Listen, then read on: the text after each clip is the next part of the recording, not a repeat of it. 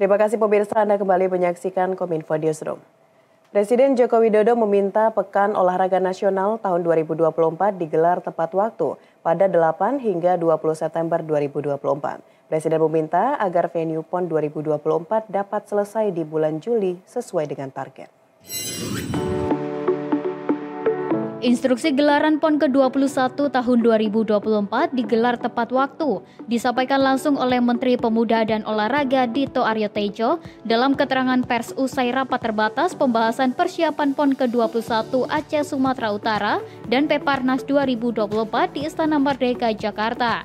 Menpora memastikan venue yang akan digunakan untuk PON di Aceh dan Sumatera Utara akan selesai sesuai target pada bulan Juli. Menpora saat ini sedang mempersiapkan seluruh rangkaian penyelenggaraan PON ke-21, mulai dari pemberangkatan kontingen, gelaran acara, opening ceremony, dan closing ceremony. Pemantauan venue tidak hanya dilakukan oleh pemerintah, tetapi juga bersama dengan KONI dan para federasi.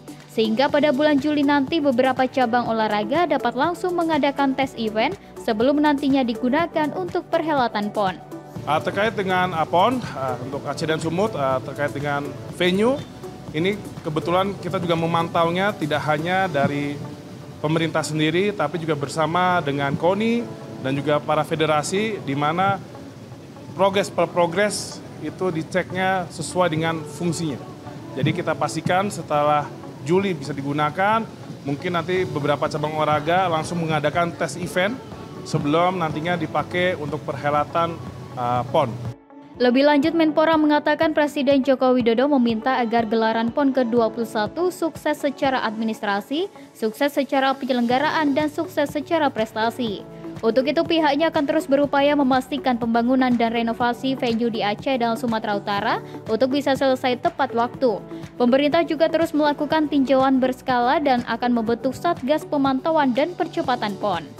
Jadi yang menjadi concern adalah bagaimana memastikan venue yang dibangun di Aceh Sumut dan juga yang dilakukan renovasi pemugaran di Aceh Sumut ini semua selesai bisa tepat waktu dan juga sesuai dengan standar yang diperlukan. Itu adalah concern yang menjadi tugas utama kami dan kami akan melakukan tinjauan berkala dan akan membentuk Satgas Pemantauan dan Percepatan PON dan Peparnas ini. Menteri Pemuda dan Olahraga Dito Aryo Tejo memastikan Kota Surakarta, Jawa Tengah akan menjadi tuan rumah Pekan Paralimpiade Nasional 2024. Surakarta sebagai tuan rumah Peparnas 2024 diputuskan dalam rapat terbatas pembahasan PON 21 di Istana Presiden, Jakarta. Surakarta kembali menjadi tuan rumah kejuaraan penyandang disabilitas melalui gelaran Pekan Paralimpik Nasional atau Peparnas 2024 yang akan digelar Oktober mendatang. Keputusan Surakarta sebagai tuan rumah diumumkan Menpora Dito Aryo Tejo di Istana Kepresidenan Jakarta dalam rapat terbatas persiapan PON 21 bersama Presiden Joko Widodo. Menpora mengatakan penetapan Surakarta menjadi tuan rumah Peparnas 2024 merupakan aspirasi dari National Paralympic Committee usai melakukan rapat kerja nasional. Surakarta pada tahun 2022 lalu menjadi tuan rumah ASEAN Para Games sehingga seluruh fasilitas sudah terbangun di sana. Dari seluruh venue dan juga peralatan terkait dengan olahraga disabilitas atau Paralimpiade, ini semuanya tersedia di Surakarta. Dan juga terkait dengan fasilitas penginapan dan hotel. Ini di Surakarta sudah seluruhnya standar untuk akses disabilitas dan Paralimpiade.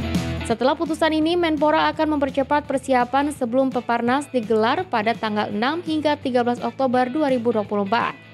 Terkait anggaran Peparnas, Menpora mengatakan akan berasal dari APBD. Presiden Joko Widodo meminta agar gelaran PON dan Peparnas 2024 harus sukses secara administrasi, penyelenggaraan, dan prestasi.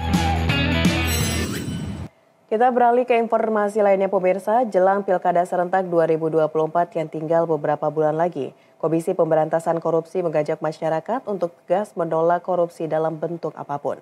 Ajakan tersebut disampaikan oleh KPK dalam agenda Roadshow Bus KPK 2024 di Surabaya.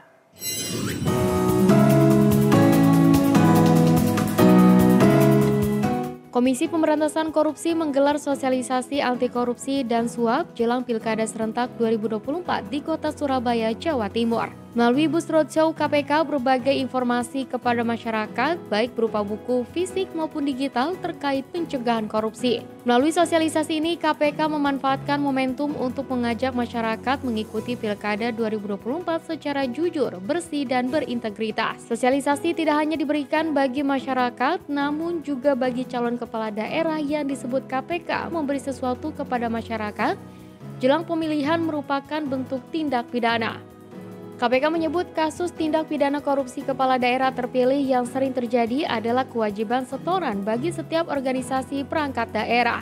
KPK meminta setiap kepala daerah di Jawa Timur saat ini untuk mengedukasi warganya terkait upaya pencegahan korupsi bagi calon yang akan berkontestasi di Pilkada serentak 2024. Ketika dia terpilih, maka dia akan meminta bagaimana caranya mengembalikan uang yang dia sudah keluarkan.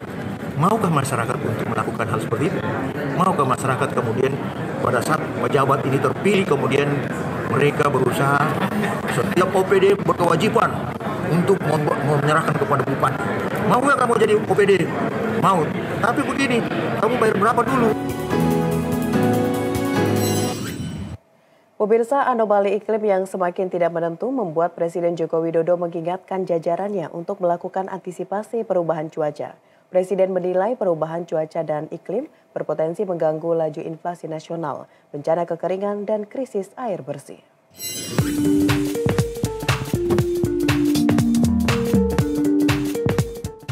Presiden Joko Widodo dalam rapat koordinasi Rakornas Pengendalian Inflasi di Gedung Istana Negara Jakarta mengingatkan kepada jajarannya dan pemerintah daerah akan anomali iklim.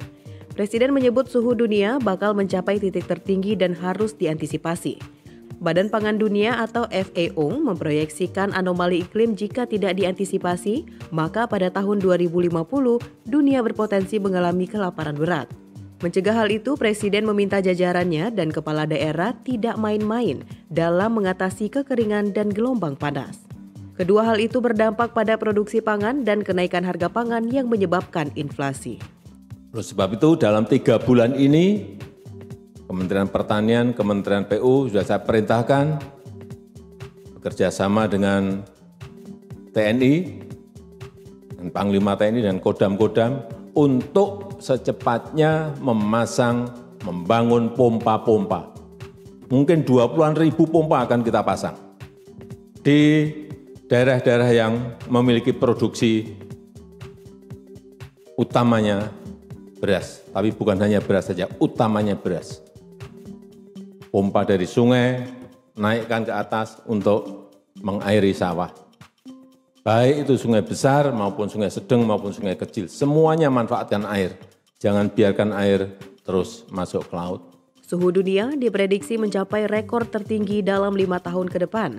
Presiden menyebut 1 tahun terakhir gelombang panas sangat terasa di belahan dunia manapun.